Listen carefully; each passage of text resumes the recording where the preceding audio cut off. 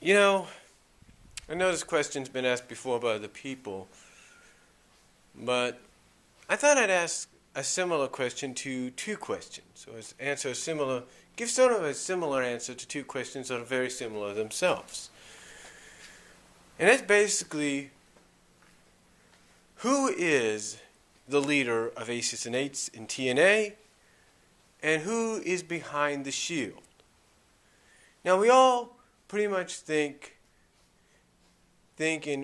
much a lot of us feel that maybe the Shield is just a three-man group, maybe more so and all that, kind of a group that's going to separate in time. But do we really know that? I mean, there is some kind of obvious reason as to why this is happening. Now, there have been rumors spread around that certain current members of the roster could join them. There's rumors going around that other NXT superstars and divas could join them. But the question is basically, who is indeed behind the Shield? Because a lot of people find it ironic that the Shield, storyline-wise, would help CM Punk twice. When it comes to Ryback, well, basically been bailing him out. So it makes you wonder who could be behind it. And a lot of candidates are out there. Some feel it is CM Punk. Some feel it could be just Paul Heyman. Some feel it could be maybe an unknown, someone we wouldn't expect. Or someone we do know but wouldn't think of it. There's a lot of candidates.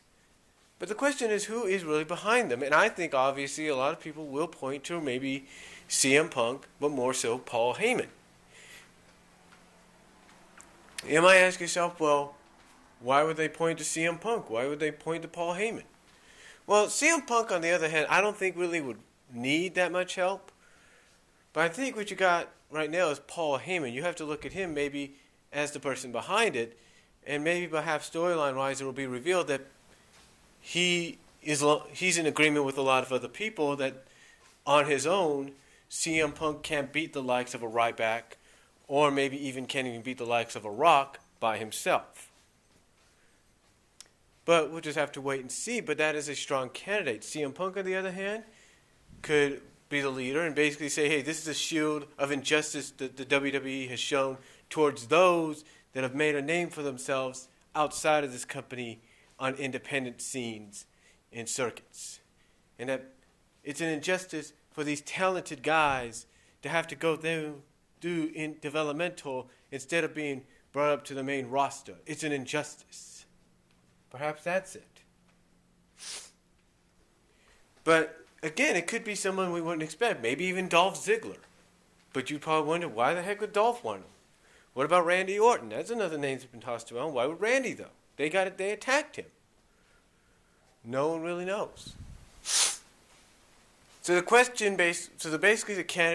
candidates, the strong candidates right now are Punk, Heyman probably more than anybody, and the wild card I'd have to throw in would be Dolph Ziggler. Somebody even threw, but you know what's funny? Somebody said The Rock could be behind them, but I don't think so. If that's the case, that would be a huge twist. That'd be a huge surprise.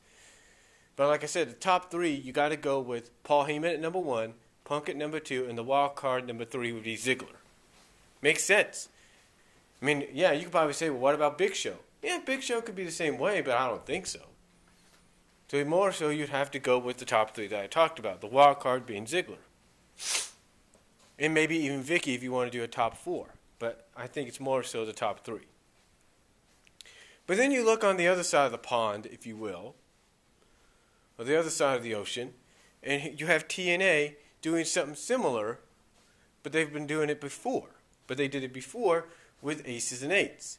And for months, even after the announcement that Sting was going to the Hall of Fame at Slammiversary, even after Devon was revealed as a member, after Luke Gallows was revealed as a member, everybody's been still questioning and wondering, who is behind 8's and 8's? How are they getting in?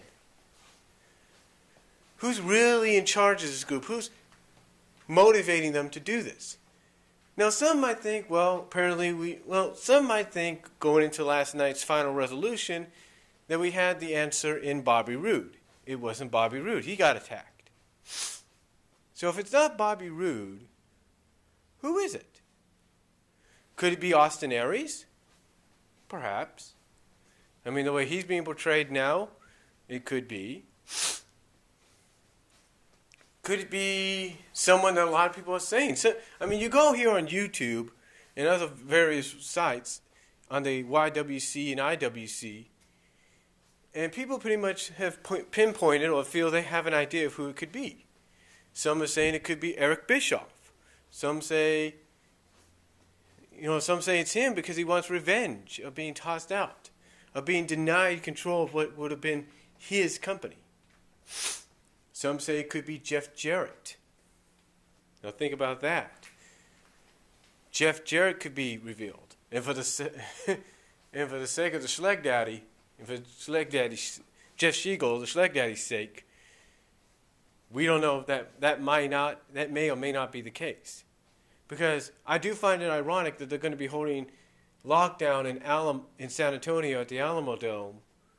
And word is they're going to be looking towards Jarrett, Abyss, mostly Jeff Jarrett, Karen, Abyss, to kind of help out in the AAA Mexico region, to probably get some stars up there to help out as well, to kind of help promote it and get maybe some stars to go there to attract a Latino, Hispanic audience.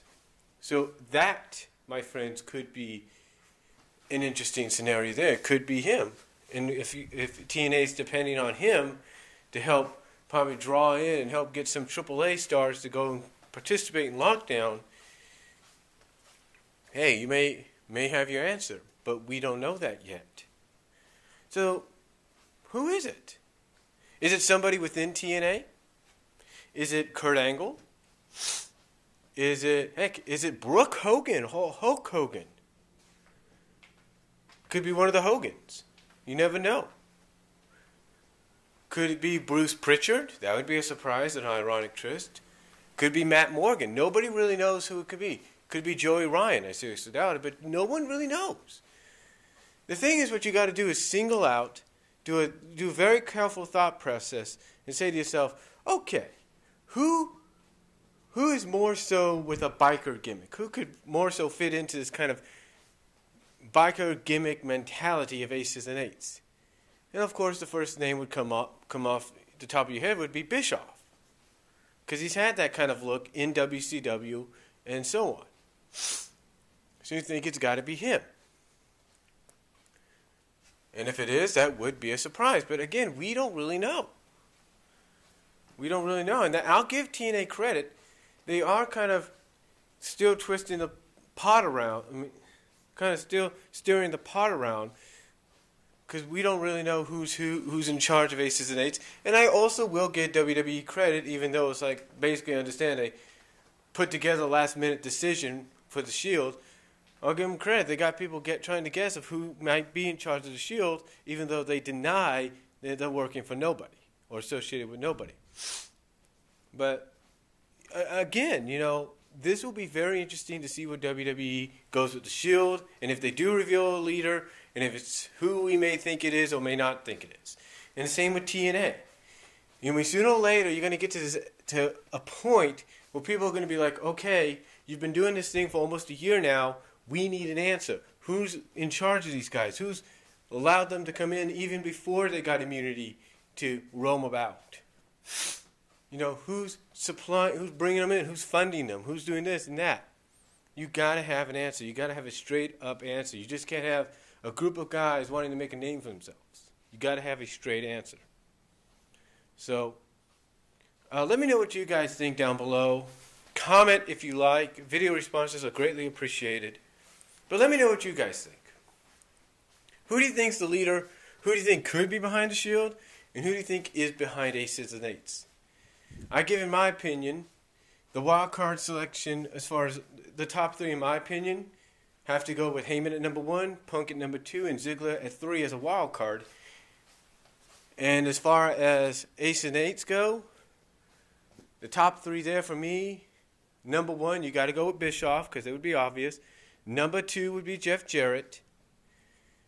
And number 3,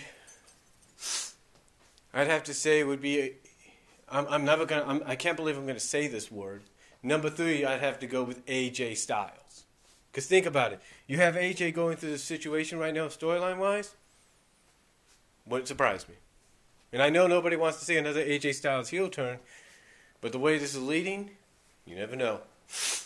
But let me know what you guys think. Who do you think it is? Who's your top 3 or even 5 candidates of both sides of the Shield having somebody in charge of them and of Aces and Eights? Let me know what you guys think. Comment down below. Video responses are greatly appreciated. Comments are greatly appreciated. And I'll talk to y'all later.